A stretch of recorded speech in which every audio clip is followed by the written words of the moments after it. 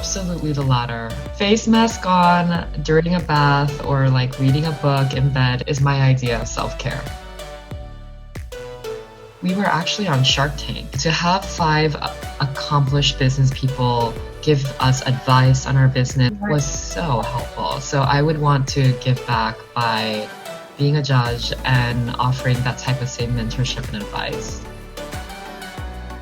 The avocado melt eye sleeping mask is one of my favorite products because it's so multifunctional and because it's such an innovation. I use it under eye to help with dark circles and milia. I use it in the 11 lines here. I dot it on my forehead and then my smile lines. Oh, watermelon sugar high, of course, yes. I think it's a song of the summer. It was so perfect.